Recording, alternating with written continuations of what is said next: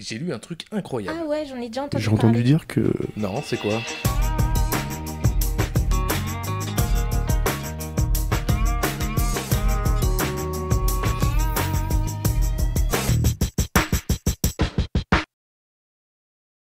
Christophe Dequitte, bonjour. Bonjour. Alors c'est vrai que vous avez écrit Le Tour du monde des moissons, c'est un livre qui avait très très bien marché. Là vous revenez avec un nouveau livre, Le Tour de France des jeunes talents de l'agriculture, que vous avez écrit avec votre épouse. Ce qu'il y a de bien dans ce livre, c'est que c'est un concentré d'initiatives, un concentré de belles histoires de jeunes agriculteurs qui ont réussi. D'où est partie l'idée?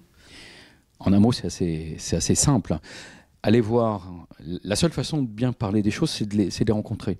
Donc on a été rencontrer 50 jeunes talents, ils sont tous agriculteurs, ils ont à peu près tous en dessous de 40 ans, et ils ont une vraie histoire d'hommes, d'entreprise et humaine à raconter, et ce sont des faits extrêmement précis que nous avons mis dans ce livre.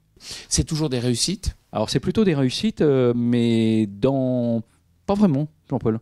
Il y a effectivement des tentatives, mais des tentatives toujours avec un rebond. Vous savez bien, nous sommes des chefs d'entreprise, qu'on peut avoir des tentatives, et innover, c'est aussi accepter l'échec. Et il y a quelques échecs, mais surtout des rebondissements après les échecs. Si on devait qualifier ces jeunes, ils sont curieux, ils ont envie d'y être, et ils sont surtout passionnés. Alors la passion, ça doit durer dans le temps. Et ce qui m'a le plus frappé dans ces 50 interviews, c'est que ça dure dans le temps. Et surtout, ils se régénèrent leur passion grâce à tous ces moyens ils sont très digitaux, par exemple. Ils vont chercher et ils font leur entreprise en fonction des opportunités, mais aussi de l'actualité. Est-ce que vous pouvez nous raconter un portrait de jeunes agriculteurs que vous avez rencontrés? Ah, elles sont multiples, c'est extrêmement compliqué de sortir qu'un seul exemple, puisque on peut dire que globalement, moi, les 50, je les aime, si vous imaginez bien. Je sortirai Thomas, par exemple. Je vais vous donner l'exemple de Thomas. Thomas, jeune agriculteur, rentre dans la ferme et il a son papa lui dit, écoute, il n'y a pas 2 emplois dans la ferme, mais il n'y en a qu'un et demi. Donc il lui dit, je te prends un mi-temps et tu te débrouilles. La première réflexe de Thomas, plutôt que d'aller dans une banque ou d'aller chercher ailleurs, se dit, comment je peux trouver un mi-temps qui me permet de valoriser l'entreprise? Et Thomas réunit une dizaine d'autres agriculteurs pour créer un magasin de vente directe. C'est à Reims. Aujourd'hui, c'est un succès complet. Il y a une centaine d'agriculteurs qui ont leurs produits dans ce magasin. Il est responsable du magasin, il y a une quinzaine d'emplois et il continue la ferme.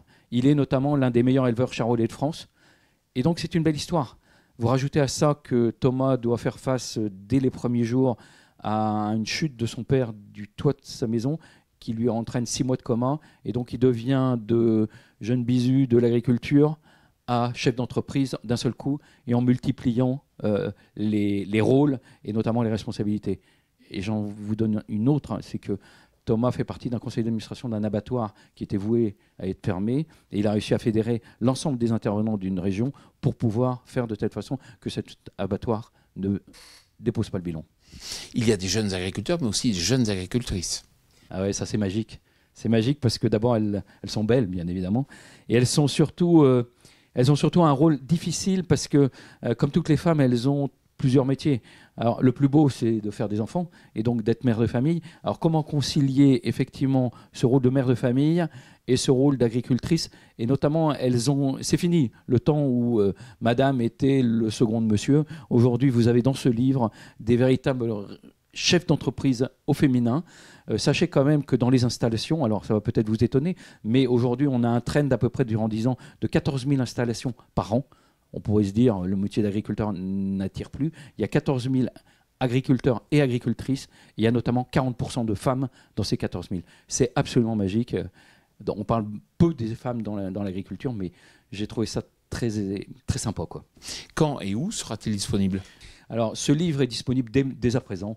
Il est disponible, il est édité par la France Agricole, dans les éditions France Agricole. Donc, vous le trouvez sur le site France Agricole, mais aussi dans toutes les bonnes librairies, et notamment la FNAC, comme est encore disponible Le Tour du monde des moissons, qui était le premier livre qu'on avait fait avec mon épouse, où nous avions visité 18 pays en 13 mois, là aussi sur des aventures humaines. Christophe Dequitte, merci beaucoup. Merci. Au revoir Jean-Paul.